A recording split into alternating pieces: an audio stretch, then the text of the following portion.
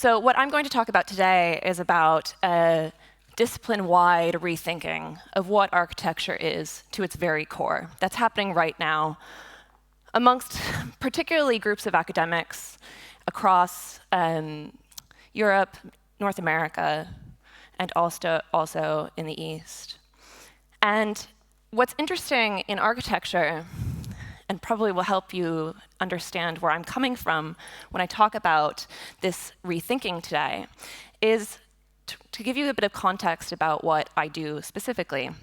Now, in architecture, as in many jobs, what you tend to call yourself, what your title is, tends to silo you, create expectations for the kind of work that you create, right? So an architect designs buildings, a historian writes about the past. An architecture theorist, however, in my view, touches on both of these spectrums. For me, also, as you'll see throughout my talk today, it's very much a political choice. And importantly, it sparks curiosity. So what do you do is a question I get more often than you'd expect, particularly from my mother, who doesn't understand why I studied architecture, trained to be an architect, and now just talk about architecture. Now, to answer that, it's really useful to talk about what architecture theory has been in the past. Architecture theory has a rather fraught history. It's been criticized for being a very isolated part of the discipline and used only by architects for architects, and has been used as a way of defending very subjective decision-making processes in design. Now, theory, to me, has seemed to be a way of exerting forms of power and influence over the way that the built environment is designed, produced, fabricated, and as a result of that, the way it's inhabited. The primary tasks of an architecture historian are thinking, questioning, discussing, and speculating about architecture. And I believe that architecture theory, therefore, should serve all people, and not just be a way for architects to defend their personal subjectivities, biases, and prejudices. After all, we all inhabit architecture. We're inhabiting architecture right now. Whether this is in a royal environment or in a city, we all inhabit architecture in some form or another every day. So what I'm interested in is how our assumptions of what things should be like play out in how we construct our world, how we inhabit that world, how we produce that world. So I'm interested in how to better recalibrate our values and make architectural production practices much more accountable and better aligned for more equitable and inclusive forms of production. So I'm interested in how we can use architecture theory as a tool to be critical, as a tool to be self-aware, and self-aware of exactly where we need to go and where we are currently.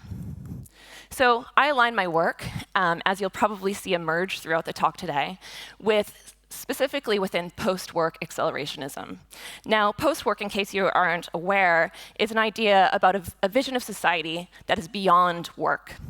And a lot of the things that I'm talking about is very much aligned within that, and aligns itself also to thinking about things like universal basic income, how that would affect our societal structures and our social practices. So this is very much part of everything that I'm talking about. And accelerationism is also kind of embedded within this post-work theory, thinking about how technology can accelerate us towards this post-capitalistic future. Now, what I'm also interested in particular interest in revealing, is how bias in our built environment, whether this bias is a bias about data, a bias within how we construct space, a bias in how we use technology or how technology finds a form, or the ways that we move through and utilize these things, so also in the ways that we use these as tools or parts of our social practice. So being architecture theorist, for me, is a way of being an advocate for a better future, for a post-work accelerationist future. Now I have a young kid there, and when I had him almost 3 years ago, my world shifted dramatically. Anybody that's become a parent will understand that your view of the world changes hugely when you bring another child into the world. And what it has revealed to me very quickly is that my work needs to become much more a form of social justice, because the built environment and the land that it sits on, the land that my kid will need to inhabit one day and in the future, has become one of the most politicized assets in the world today. From the Amazonia's fires to London's housing crisis, this is the case. And a short data visualization journey can begin to sort of explore this for us, using London as a context. So you might have seen this, you might not. The res isn't great. I'm really sorry, I'll zoom in a minute. Basically, in most societies today, only those who have wealth can afford to buy a home, those who have the capital to be able to do that.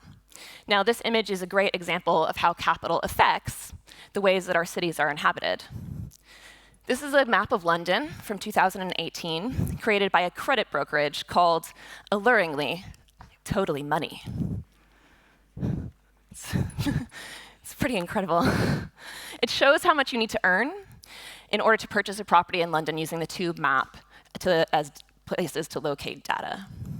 Now, when you zoom in, you can see in the area that I lived for the better part of 10 years, Hackney, which is in zone 2, and the orange lines pretty much. You need to earn a minimum of around £60,000 a year to £80,000 a year in order to be able to afford to buy a home. Now, my household income that year was £40,000 with a £500 a month childcare fee and over $70,000 in American student loan debt. The average income in Hackney is £33,000 a year, and the average house price hovers around £575,000 a year. Effectively, this is a great example, a great personal example, of how ownership of our built environment is not at all accessible to the people who live in it. This exclusivity is hugely disempowering. We know and hear the term all the time, the idea of generation rent. This generation will never own a home.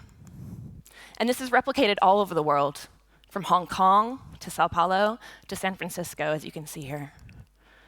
Now, I'm obviously not a politician, but I definitely am an activist. In my work, I like to think about ways to dismantle the power structures within architecture that have contributed to this material hegemony. Something must be inherently failing in the ways that we produce our built environment. I produce work through teaching primarily, teaching design and theory, but also through developing projects, speculative projects which are now actually in the process of beginning to be realized projects, in collaborations with teams of specialists from various disciplines. So from architects to designers to technologists, curators, media agencies, material scientists, anthropologists, you name it. If you're interested in the built environment, I'm interested in who you are. Now, as Joanna said, I am one of the co-directors of the Design Computation Lab at the Bartlett School of Architecture at UCL. I co-direct this with 3 others. And what's interesting about the setup of Design Computation Lab is that it's also very much a political choice. In academia in the UK, particularly in terms of research centers or research labs, there's usually one person, which is the director of that lab. There's 4 of us. This is a horizontal setup for how we might think about decision-making processes. And we give equity to everyone in the room, and every kind of decision has to evolve out of an agreement with one another.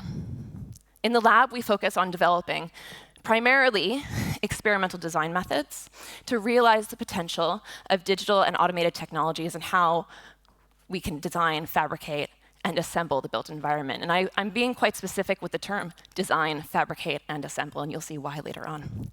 I'm also the director of Automated Architecture, which is a design software and robotic consultancy, and we like to work with really anyone who's interested in, as the name suggests, automating architecture, whatever that might mean to you. And I'm also currently a fellow in automation at the Southwest Creative Technology Network, which is funded by Research England, where I live. I live in Southwest England in Bristol. So what I hope to show you is how all of these experiences that I've had have come to me, have shown to me how digital tools and technologies, particularly forms of automation, can play a role in achieving a more equitable built environment, from the ways that it's produced to the ways that it's inhabited. Now, one of the main questions that drives the work that we do is the following. What if we simplified many of the processes that go into making this kind of building that has thousands of parts? What kind of architecture is the architecture that we need in an age of automation? I call this discrete automation. And I'll show you what I mean later on by the discrete. I don't mean politely careful. I mean the mathematical version of discrete zeros and ones. But first, let's talk a bit about automation. Now, throughout the talk, I'll show you images of references that I find inspiring or infuriating, but also design work by my students, although I'm not really going to go into any detail about them. They're just kind of placeholders for ideas in this talk rather than spending a lot of time going into any detail about them. And they're all online anyway, so you can find them. I'll also be referring to a lot of the ideas in this book, which is coming out in October, published by Detail, which is called Robotic Building Architecture in the Age of Automation, which I wrote with my 3 other collaborators at UCL. Now, the automation revolution. The automation revolution of the last 30 years has transformed our social practices from the ways that we connect and communicate to one another, create and disseminate knowledge, and also, importantly, the way that we consume material resources. Digitization has enabled even the farthest reaches of our planet to be connected and be transformed by the devices and platforms that we use to navigate and inhabit it, as well as the algorithms that expand, contract, or even curate our worldviews. This is the correspondence from Cambridge Analytica that was revealed, I think, a few days ago, finally, by The Guardian from Facebook. Yet, when we look at the production of the built environment today, a few contradictions appear to me. While artificial intelligence and machine learning are part of our everyday lives in so many ways, the elements that make up a typical building have not changed much since the Industrial Revolution. They've not really been transformed by this automation revolution. For example, the labor models developed then for architecture still remain incredibly common today. These are models that are heavily reliant on people on the field in a building site. They also lean on a very unskilled, quote unquote, transient and precariously employed labor force that's in very short supply today around the world. And they're also subjected often to the 3 Ds, dull, dangerous, and dirty working conditions. Now, the vast majority of projects that are completed today are delivered using a project delivery method called design, bid, build. I won't pain you with a zoom in of this diagram, but as you can see, it's a very highly fragmented method of delivering a project with thousands of people, contractors, consultants, subcontractors, subcontractors, subcontractors involved. As a result, what this requires, it requires a very precise coordination of a very heavily striated workforce. And these workers are managed usually either by the architect who's employed by a client or by the developer of a project who employs architects within their practice. And as you can probably imagine, this kind of framework can create a rather adversarial atmosphere. Cost often rules decisions around quality. And this is a very famous example of the MIT Strata Center designed by Gehry Partners, where Frank Gehry was sued to the tune of over $10 million for it being completely not waterproof. I can't remember what year this is. This was started in 2007 and ended in 2010. In addition, in a design, bid, build model, responsibility, liability, transparency can very much become obstacles to a streamlined and efficient collaboration between stakeholders, causing budgets to skyrocket, timelines to extend, and communication pathways to break down. On each of these projects, it gets worse as you look down at the bottom. This is how much they went over budget. So Big Dig Boston, I grew up in the Boston area, and for the vast majority of my childhood, Big Dig was happening, and it went $13 billion over budget and caused several significant amount of deaths as well of workers and people that were just driving through, actually. So something must be wrong here. The typical production chain, even for very small scale projects like houses, has anybody in the room built their own house? Had the privilege to be able to do that? Some people, yeah, cool, great. That makes me really happy. But even for smaller projects, as you'll probably know, they can get very opaque, the processes that you use. They become very long, inefficient, and often extremely costly. This is why, in many ways, there isn't a huge house building effort happening in the UK. As you can see here, this is from earlier this year. Half of the councils are expected to miss their house building targets. In Bristol, where I live, I'm really pleased to be able to say that they surpassed their target last year. There's 10,000 people on a waiting list. They built over 2,000 houses, so nowhere close to where they need to be, but somewhere getting there.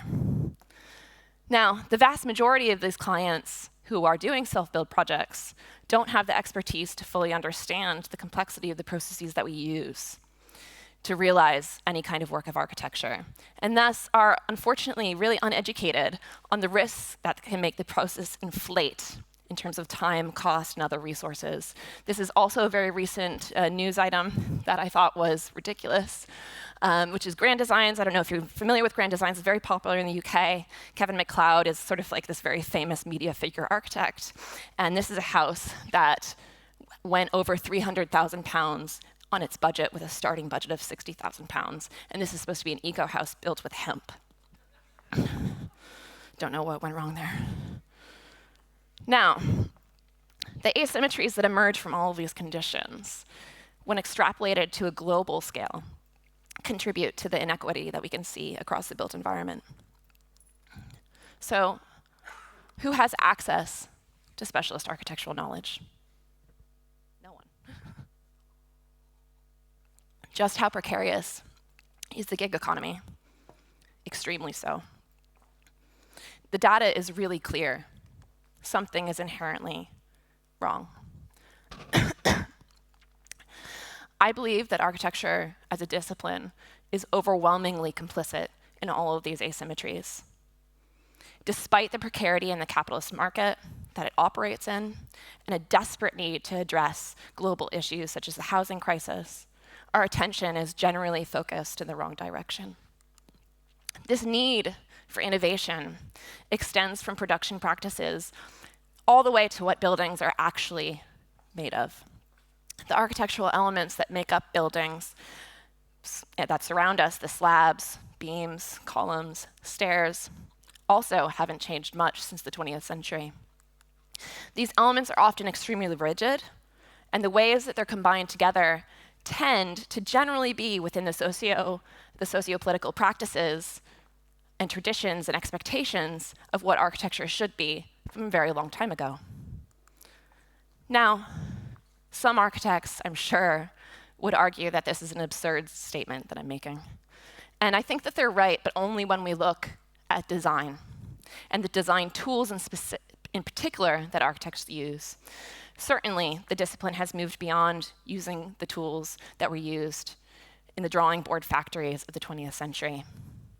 The proliferation of digital and parametric software has enabled programming, artificial intelligence, augmented and virtual reality to infiltrate the profession and be able to communicate our work in a different way. And it's had an enormous impact on the way that we design and the forms that we can design. There are very few practices today that don't use tools such as building information modeling, or famously acronized as BIM. And many larger practices have invested in research groups focused on developing code, such as Zaha Code at Zaha Architects, or other specialist automated technology groups. Yet when my research assistant and I looked into this automated technologies that are being developed now or just on the market, we saw that on the one hand, there was a very large number of BIM softwares being developed, and on the other hand, there was a very large number of project management or logistics softwares being developed. And the promise of BIM, the promise of project management softwares and logistics softwares, is that they have the potential to deal with some of the complexities of a design, bid, build project, right? They allow us to communicate in a different way. And they're being heavily invested in by venture capital, like the construction startup Procore, which was the very first construction startup to achieve unicorn status. Now, these technologies enable stakeholders in a project to contribute to a digital model, adjusting specifications, timelines, synchronizing calendars, and updating data across multiple platforms in real time. This can aid in providing some transparency to a project and in improving the efficiencies in the design process. But it throws up all other kinds of legal issues around copyright and liability, and the legal industry has been very slow to pick up on these inconsistencies and to figure out BIM-supportive contracts. So how did we get here? How did we get here in this mess? This is when I put on my historian hat very briefly. Now, architecture has a very illustrious history of historicizing its own use of digital tools and amplifying that history. The term digital turn, for example, has had widespread adoption since the publishing of my colleague and my PhD supervisor's book, Mario Carpo's book, on the first subject in 2012, which dates the start of the digital turn as 1992. Other historians would argue that that is absurd, and actually the digital turn began in the 1950s and 1960s. Now, in the late 1980s and in the early 1990s, design and manufacturing softwares were being adopted by architects from industries like automobile industry, aeronautical, film, and they began to use them to think about form, architectural form, in a different way. And the way that architects engaged with these tools were also informed by other disciplines, so art history, biology, chemistry, and philosophy, which is very much evident in some of the work of Greg Lynn from the early 90s, particularly this project, Embryological House. And notions of self-similarity, self-replication, seriality, variability, and difference came through into the practice of architecture through these disciplinary influences. And virtuality allowed this idea of multiple objects that could unfold without changing the code underlying those objects or really changing the baseline relationships between parts of them, but instead changing the distance or the shape of them using spline modeling. This is like a really retro idea now. If you are a designer, you'll probably understand that. Now, something fundamental began to shift with the use of these technologies, appropriated from other industries. Digital design tools began to automate the processes that were previously done with analog methods, similar to how factories were replaced human workers with industrial robots like Unimate, which was first developed in the 1950s. This is the first industrial robotic arm.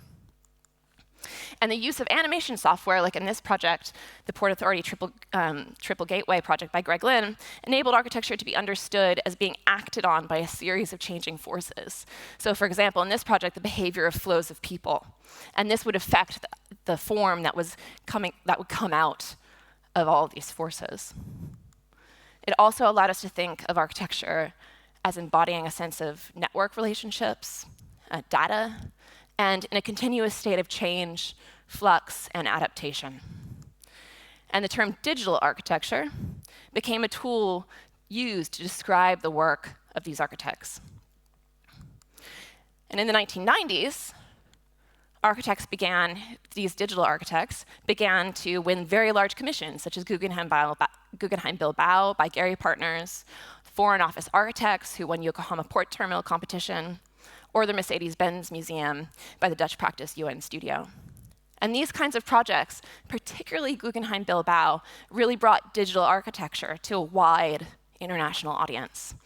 This pelvic realm was expanded for the very first time. The Guggenheim created what we now call the Bilbao effect, or the idea that an iconic piece of architecture could provide economic uplift to an otherwise underutilized or deprived area or city or region.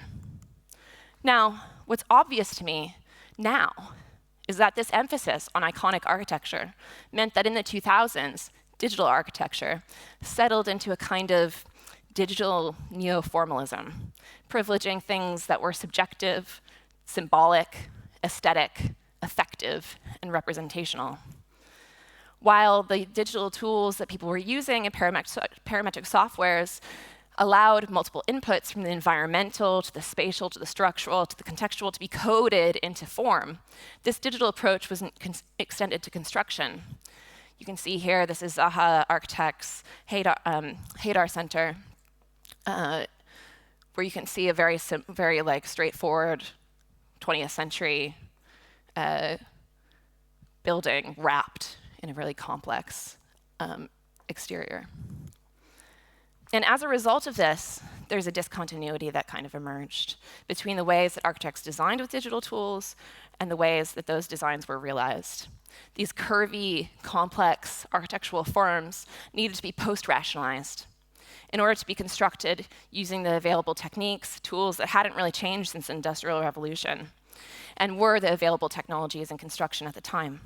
Now, post-rationalization effectively became about maintaining an efficiency of resources that were available in relation to the exuberance of architectural form.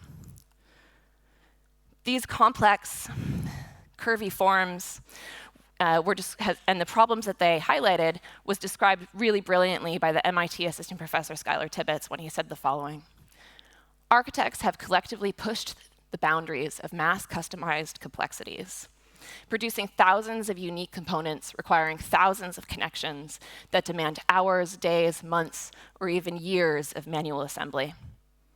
The energy, input, and man-hours necessary to build these structures, however, has generally been overlooked.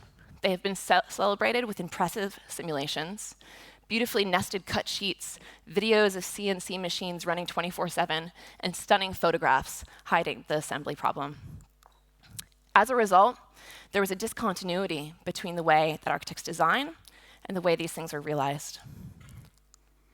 So really low in this hierarchy was critical discourse about the very elements that make up architecture, the bones of architecture, what they were made of, what their geometry or tectonic system was, how they should be made, and what their relationship with the environment or the context should be in terms of the resources being used. And such a reduction of architecture to the ideologies of icon-infused capital means that what was now internationally recognized as digital architecture became reliant on its performance as an instrument of capital. And BIM, I would argue, contributed to this. When used for project delivery, it's more or less an asset management system, and it reduces architectural practice to capital. So despite the rapid digitization in almost all other industries, which we'll see in a second, the built environment remains one of the least affected. This is really obvious when you look at construction's production levels. This is only from 1994, but if you look at the production levels over the later half of the 20th century, what you'll see is that the value added per worker has remained stagnant since the Second World War. It's even more obvious when we look at the McKinsey Institute's Global Industry Digitization Index, where construction is second to last, tied really with agriculture, if you consider Western agriculture, which is highly automated, and only above hunting. So construction is more or less as digitized as the industry of hunting. And today, resources are beginning only now to be dedicated towards advancing automation and construction at a large scale. But there's a problem, I would say, with this too.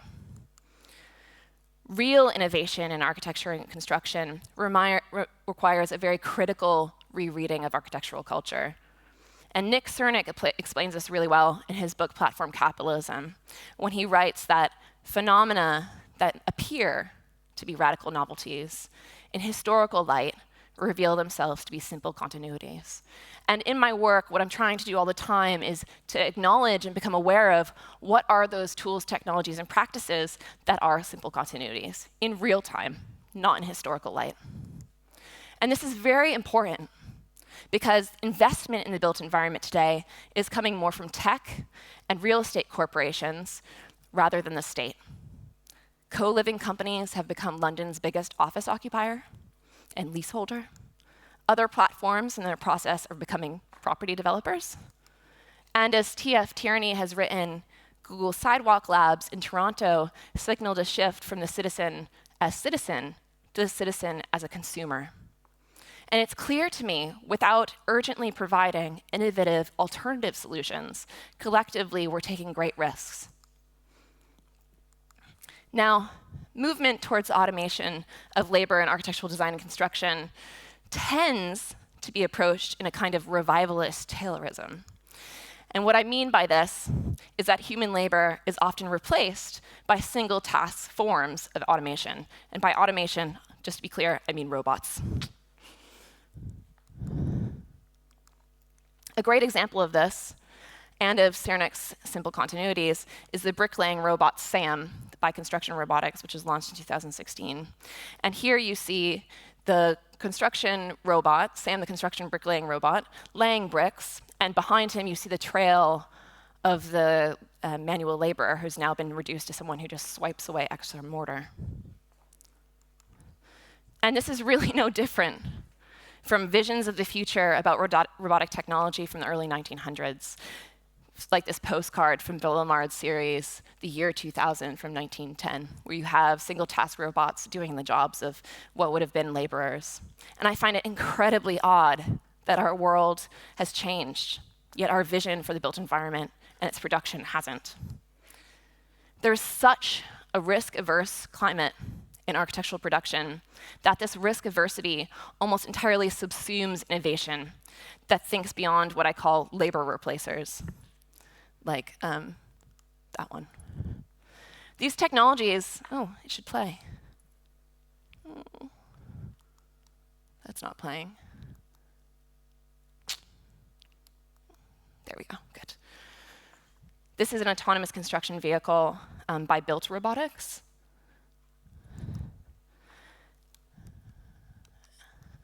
Click, cool. This is a girl watching the autonomous construction vehicle, having her lunch with her dad. And anyways, these technologies, I think, are incredibly seductive, and they're incredibly good at distracting us from what we should be caring about. They distract us from much wider issues, like how all of this infinite variability and curvilinear form distracted architects from the fact that realizing those forms was virtually impossible without extremely expensive, custom, one-off processes that had very long production chains. And when we've tried to create shorter production chains using automation, companies often fall into tropes which have existed for much of the 20th century. Prefabricated, mass-produced, factory-made building elements assembled together into standardized housing buildings have existed since the post-war era of Levittown in the US. You can't really see much difference between this construction startup based in California called Katera and this. It's almost exactly the same kind of project. It's also almost the exact same kind of project as the very famous Soviet concrete panel for housing blocks. Now, more contemporary visions, such as the Fab Lab model, utilizes decentralized modes of production, yet it often gets realized also in very one-off, custom, non-scalable kinds of projects.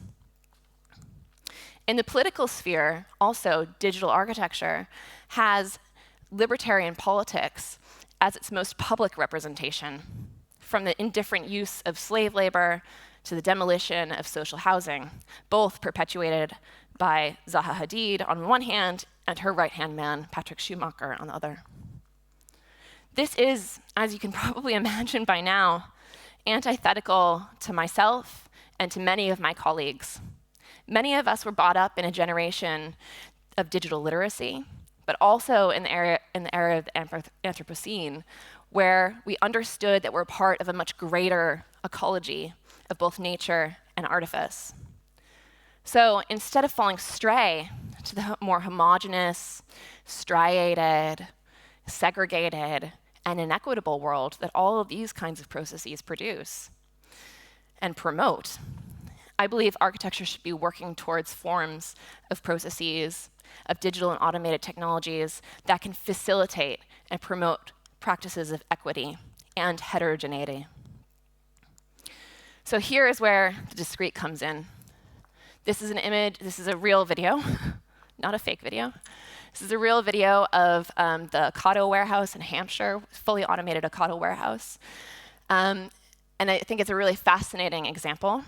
It unfortunately burned down recently. So we're lucky actually that people weren't in there. The lights were only turned on for the video as well. It's a dark factory. This is an image from 1940. To explain the discrete, I have to go a little bit back in time. This is an image that you've already seen before. Or no, I actually haven't shown you before. This is an image from 1914 of Maison Domino by the very famous French-Swiss architect Le Corbusier. Now, this project really transformed the production of the built environment, particularly in the post-war environment. Today, it's the most common typology for a building, especially in housing. It was mass standardized and mass produced at multiple scales, from the single-family home, as you can see here, to the housing block. And in this way, it was an incredibly agile typology for its time, able to be used in post-war reconstruction across Europe, and also was replicated around the world. I'd put money on this being a very recognizable typology to many of you. This is a project in Stockholm. It is, I would argue, though, incredibly insufficient as a typology today. Family structures and work patterns have changed. Our environment is changing rapidly. And what we need architecture that can respond to those changing social practices, that can be rethought in new ways to be able to be flexible to our changing needs more quickly. Time is really of the essence in the built environment.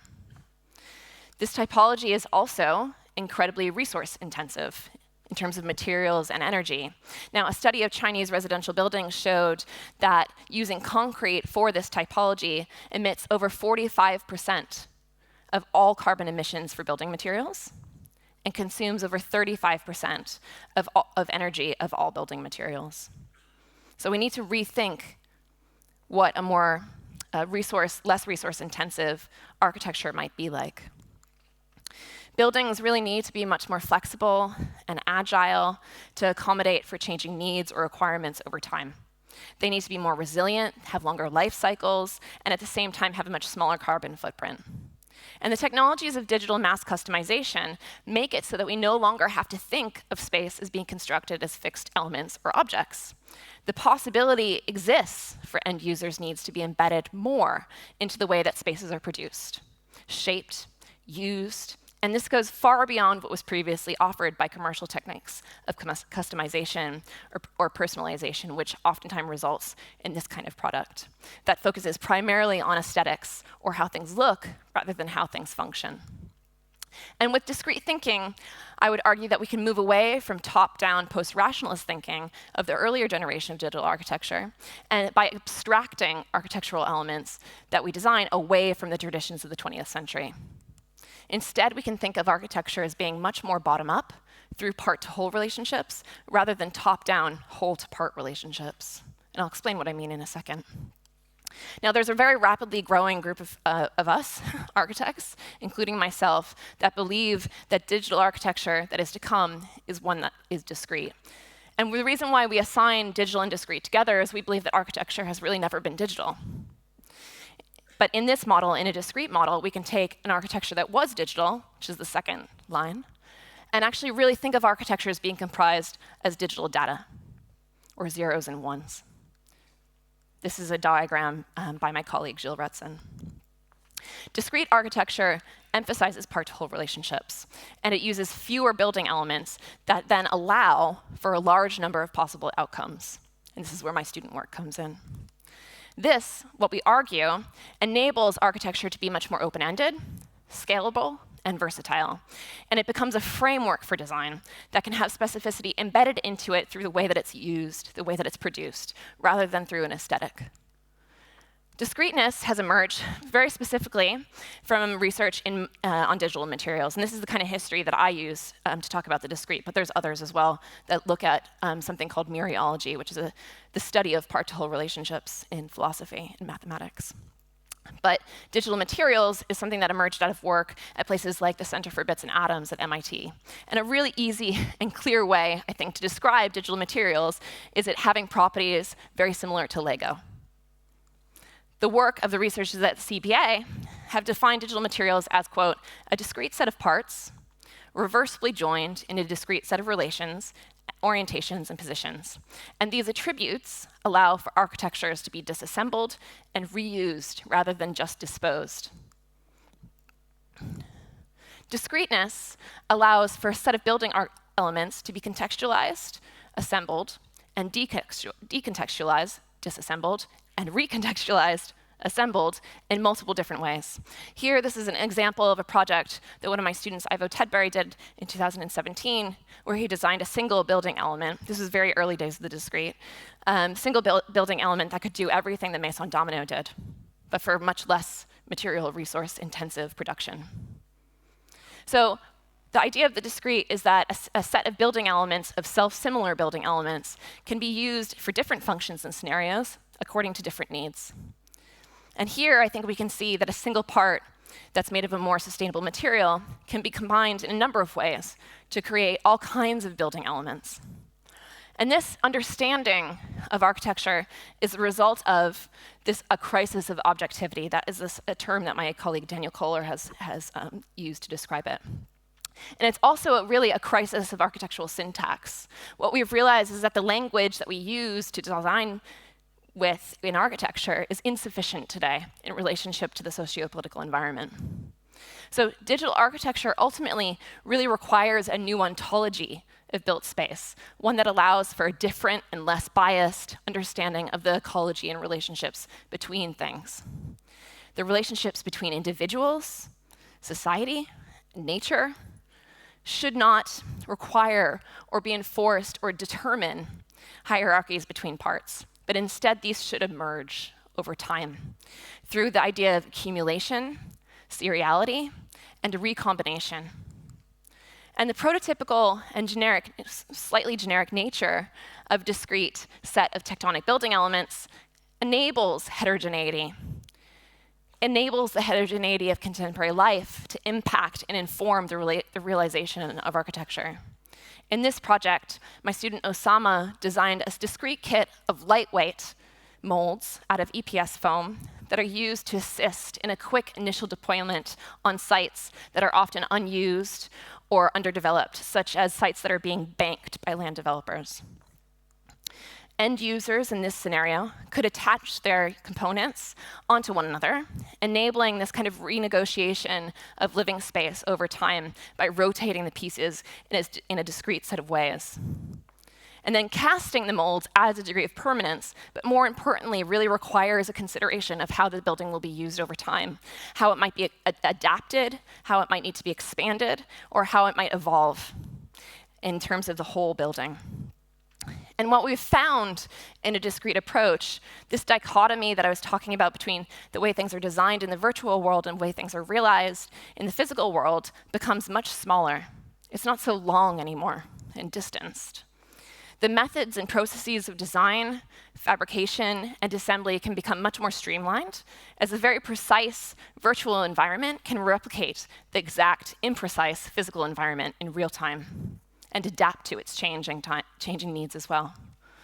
And the role of the architect really becomes much more concerned with the framework for production rather than form, or the final form that a building might take or might not take.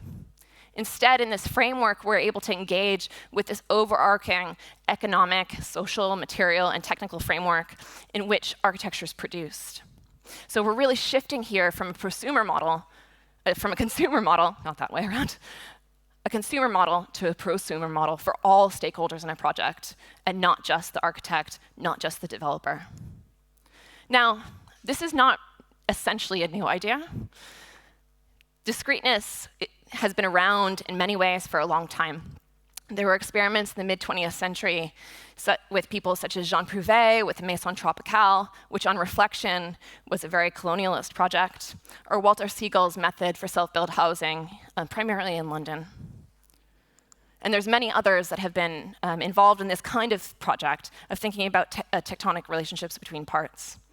But when we combine this thinking with more contemporary ideas from open source, activism, and software, and more participatory modes of production, there's then the potential for engagement by end users, giving them agency, and giving them agency in how they participate in architectural production over time This is a great example of a project by my colleague Jose Sanchez, based at USC, called Bloom, which was built for the London Olympics with Alyssa Andrusek, where there was a single set of building elements that essentially could be played with by the public. So the public had the ability to assemble, deassemble, fight, argue, celebrate their building outcomes. And this, for Jose, has really spurred a whole body of work over the last 8 years. So let's now bring discrete and automation together. What I believe is that automation provides a ground in which discreteness can address architectural innovation in construction, also address the issue of stagnancy in architectural practice, and also allow us to design more effective models for public engagement in the processes of realization. Automation provides a ground where we can critique things like the Fab Lab. Oh, that should be playing. There we go. So unlike Fab Labs, or the maker labs, or maker communities, or maker venues that are very common around the world today, what automation allows us to do is think on a more radical, large-scale, and horizontal rethinking of what the built environment is made of, how it is made, through a framework that takes just as its starting point questions of scalability and logistics, cross-scale and across communities. The notion of folk politics, or a politics that, quote, aims to bring politics down to the human scale by emphasizing temporal, spatial, and conceptual immediacy, as defined by Nick Cernick and Alex Williams, becomes really useful here. And I really hesitate, though, and an example of this is the Occupy movement. I really hesitate, though, to equate current forms of direct action regarding the climate in the same way. Extinction Rebellion and the school strike for climate feel so far like they have the potential to be something else in their broad mobilization of all people's awareness towards radical and urgent climate change in regards to the climate. So in this model, XR and school strike for climate are not folk politics. Now, automation works in the opposite direction of folk politics. It works at moving our attention out and up from the local, rather than pulling our attention in and down to the local and temporal, or individual. And as a tech writer has written, folk political models like the Fab Lab really suppress the development of large-scale infrastructure by localizing production without considering how to enable the knowledge transfer of activities across the network. Folk politics amplifies the idea of the individual, the subjective, and the personal experience of an individual over systemic change, much like how I critiqued older practices of architectural theory at the start of my talk.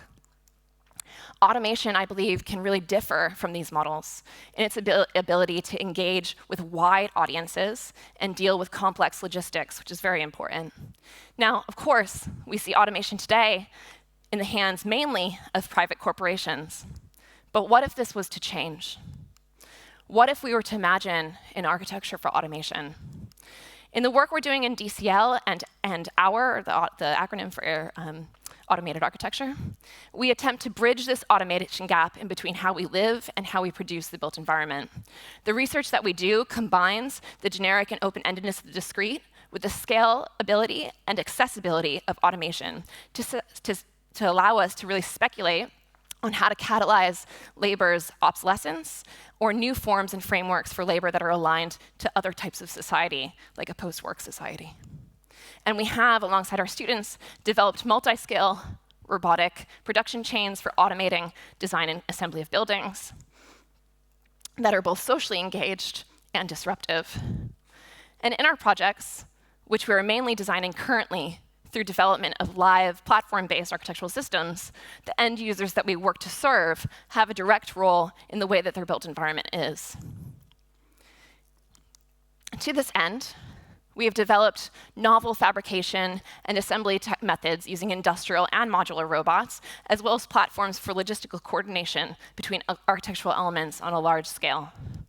And the emphasis on these projects is on the qualitative and the emergent qualities of architectural production over the quantitative and fixed top-down. So this brings for me the questions of why and for who that were not answered by earlier generations of digital architects to the forefront of our architectural project. Sometimes our answers are slightly satirical, and images are made to a certain aesthetic, but purposefully so, as satire, after all, is a form of cultural critique, and we care about design. The feminist collective Laboria Cubonics has written that there is a need to strategically deploy existing technologies to re-engineer the world. My work points to the argument that this is not at all an impossible challenge. It's not a free-floating project. We have the frameworks to do this. They exist and they have traction in the world. But technology must be contextualized in relationship to how it can and has been appropriated by the powerful, working against a system that would benefit the many for the sake of growth, endless growth, and capital. In its emancipatory potential, discrete architecture understands that those who are in a state of disempowerment cannot prevail over the strong without the strategic coordination of automation. Discrete architecture, I believe, aims to take the first step in using automation to confront the biases and privileges that are inherited by and inherent to the disciplines of the built environment, from the data we use to how we use it. And I hope that you can see now there is great social, economic, and political consequences to how we produce architecture. And some of the assumptions that are inherent to the current discourse on socioeconomic and technological progress might need to be overturned in order to re-articulate the power of relations sustained by our cities. This is, in many ways, a call for us to all pay closer attention to how we live, to how we engage with our built environment, to how it disciplines our relationships with it. Architecture is important for all of us. We all should have more of a say in how it's designed, manufactured, and how we live in it. Discrete automation, I hope, can provide a role in getting us there. Thank you. Thank you very much.